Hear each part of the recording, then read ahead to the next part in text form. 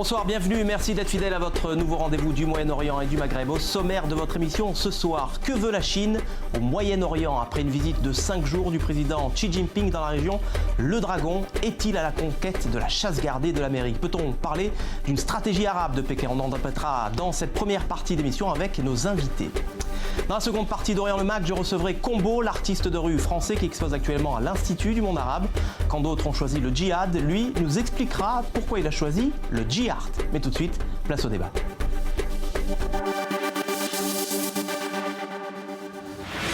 Doucement mais sûrement, la Chine est-elle en train d'imposer son influence au Moyen-Orient? En visite la semaine dernière dans la région, le président chinois Xi Jinping a fait le plein d'énergie, pour ainsi dire, chez ses deux fournisseurs d'hydrocarbures. Embrouille, vous le savez, l'Arabie Saoudite et l'Iran. Il était également en Égypte, une visite d'État en grande pompe qui laisse penser que la Chine pourrait faire du Moyen-Orient, après l'Afrique, son nouveau terrain de jeu. On a intitulé ce débat « Que veut la Chine au Moyen-Orient ?» Et voici les invités qui ont accepté de répondre à notre invitation. Ardavan Amir Aslani, bonsoir. Vous êtes avocat, spécialiste du Moyen-Orient. Vous avez publié entre autres Iran, États-Unis, les amis de demain ou l'après-Ahmadinejad. Sébastien Lebelzik, bonsoir. Vous êtes journaliste, grand reporter, directeur de la rédaction du site China Africa Info et chroniqueur au Monde Afrique. Vous avez signé entre autres en 2013 Chine, le cauchemar écologique aux éditions Sepia. Vous pensez que la Chine a besoin du Moyen-Orient pour bâtir sa nouvelle roi de l'histoire moderne. Et puis avec nous en plateau, Shalom Wald, bonsoir, merci d'être avec nous. Bonsoir. Vous êtes ancien haut fonctionnaire de l'OCDE, vous êtes spécialiste de la Chine et des relations israélo-chinoises. Pour vous, la Chine cherche avant tout à sécuriser ses sources énergétiques en jouant les médiateurs entre ses deux grands fournisseurs, l'Arabie Saoudite et l'Iran. Lise Barenbaum, bonsoir. Bonsoir. Vous ouvrez le débat dans un petit instant avec la question de l'internaute, mais pas avant l'entrée en matière de l'excellent David Combat. 24 janvier 2016, Xi Jinping est de retour au Bercail. Au cours d'un voyage officiel de 5 jours au Moyen-Orient, le président chinois n'aura pas chômé. Égypte, Arabie Saoudite, Iran. La Chine tente de s'imposer comme un acteur incontournable de la politique dans la région. Première escale de la tournée moyen-orientale, Riyad.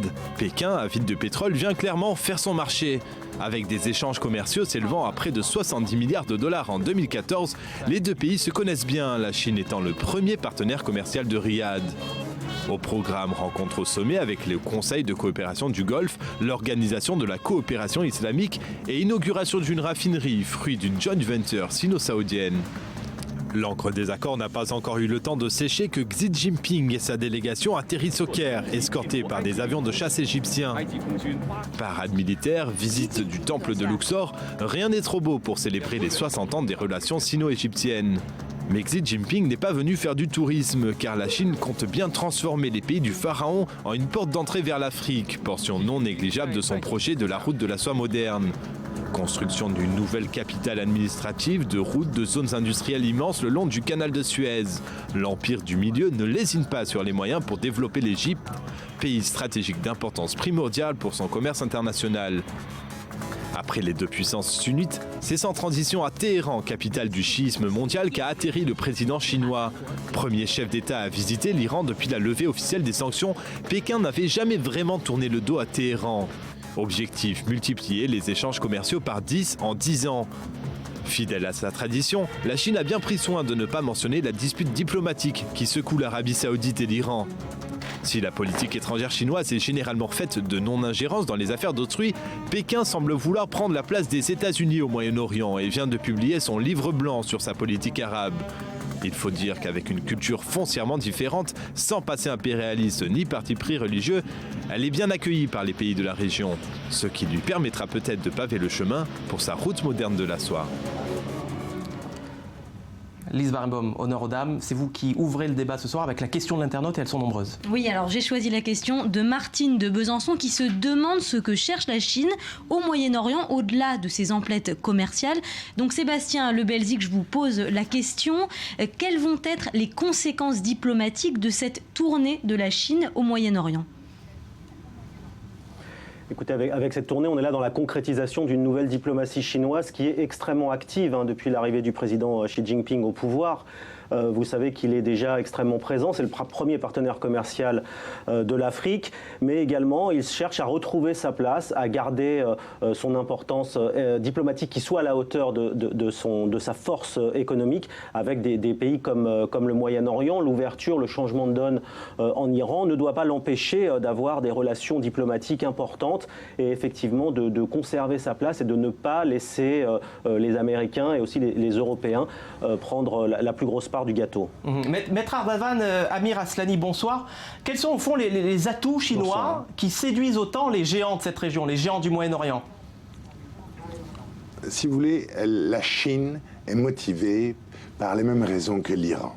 On le sait, la Chine a comme principe de s'assurer impérativement l'indépendance énergétique de son industrie et également l'indépendance et la certitude de l'approvisionnement. Donc les Chinois, depuis un certain temps, essayent de s'assurer des gisements indépendants qui ne sont pas dans les gisements américains. Je vous rappelle qu'il y a une quinzaine d'années, une société chinoise, la CNOOC, China National Offshore Oil Company, avait tenté, si vous voulez, de prendre le contrôle d'une société pétrolière américaine qui s'appelait Unocal.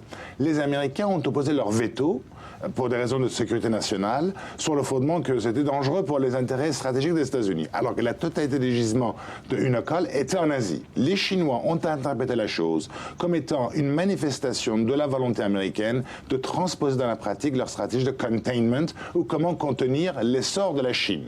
Donc la Chine, depuis cette époque-là, a développé des relations d'amitié, de proximité économique réelle avec l'Iran. Pourquoi?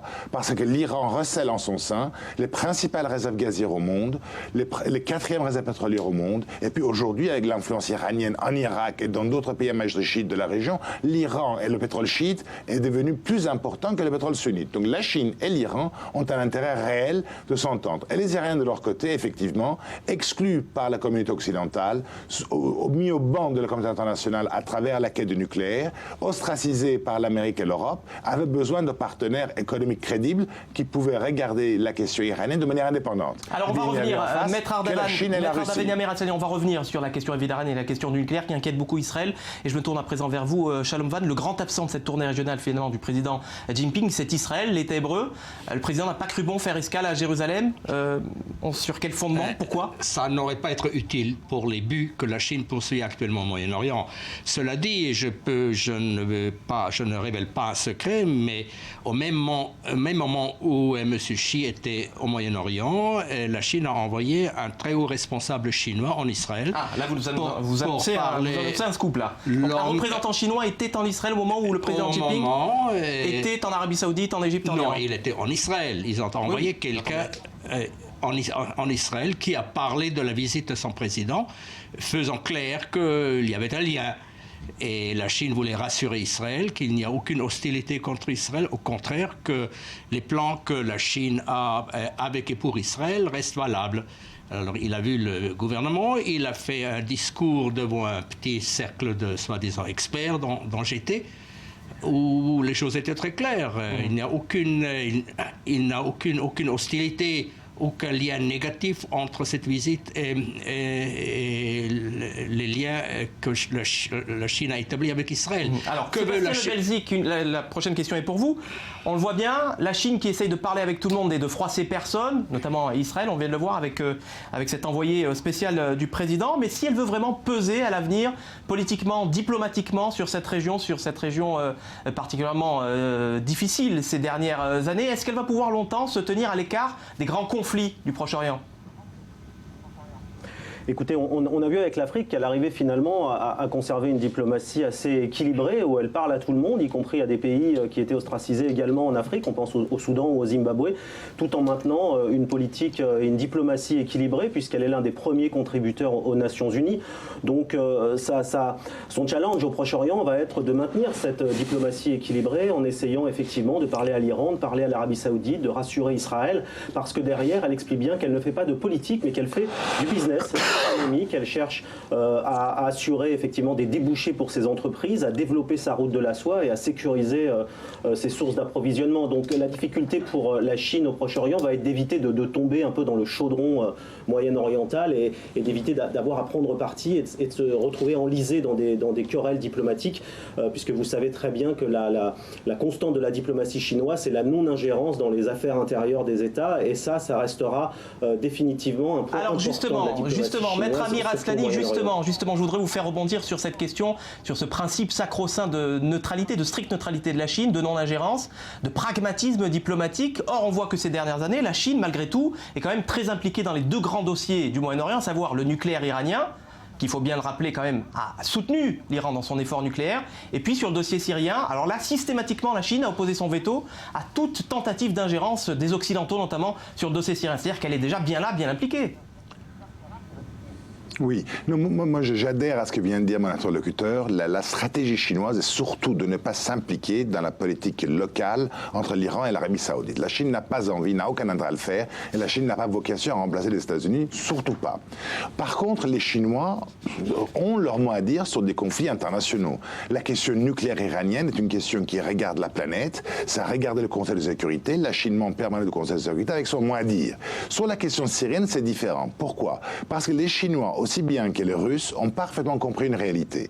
Celle que les Occidentaux, notamment les Européens et les Américains, peuvent être motivés par une volonté politicienne personnelle pour faire avancer leur agenda propre, au détriment des intérêts locaux. Et ils ont pris, par exemple, l'affaire libyenne, où on a vu qu'une résolution de no-fly zone visant à interdire justement des massacres de la population locale a été utilisée par la France et l'Angleterre pour procéder à un changement de régime, au renversement du pouvoir de Kadhafi. C'est pour cette raison-là, les Chinois, si vous voulez, qui ont opposé systématiquement leur veto. De là à dire qu'ils soutiennent Assad, je ne le pense pas.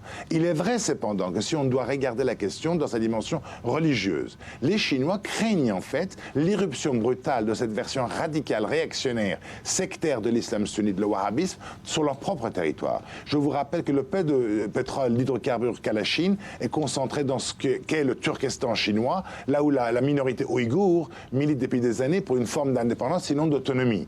Et effectivement, ces gens-là sont de plus en plus radicalisés par l'argent saoudien, par l'idéologie wahhabite, et ça représente une menace. D'ailleurs, les Chinois, quand ils regardent l'affaire saoudienne, l'affaire iranienne, vont opter incontestablement pour l'Iran. Pourquoi? Parce que l'Iran a autant de pétrole que les Saoudiens, premièrement. L'Iran a toujours été le principal fournisseur de la Chine devant l'Arabie Saoudite, et surtout, le marché économique qui représente l'Iran est autrement plus important, si vous voulez, que le marché saoudien. C'est très clair. Maître Amir Aslani, alors, ingérence ou pas, Lise Barenbaum, quid du conflit israélo-palestinien, du coup? Alors justement, je voudrais revenir sur les propos du président chinois, ce qu'il a dit dans son intervention au siège de la Ligue arabe. Il a déclaré « La Chine soutient fermement le processus de paix au Proche-Orient et la création d'un État palestinien dans les frontières de 1967 avec Jérusalem-Est pour capitale ». Alors, monsieur Shalom-Bald, est-ce que Binyamin Netanyahou doit s'inquiéter de cette déclaration ? Non, parce que la Chine ne demande pas autre chose que tous les autres pays du monde. La France veut la même chose, l'Amérique veut la même chose. Et la différence entre la Chine et les autres pays est que la Chine ne pousse pas.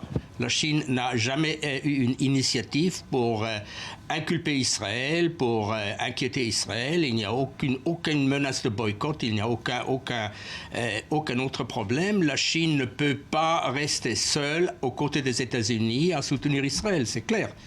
Mais Netanyahou n'est pas inquiet de la Chine, au contraire. Par contre, Netanyahou, lui, est inquiet du dossier nucléaire iranien. Est-ce qu'Israël a intérêt, finalement, à diversifier ses alliances, notamment après le revers qu'il vient d'essuyer auprès des États-Unis sur le nucléaire iranien? Mais certainement.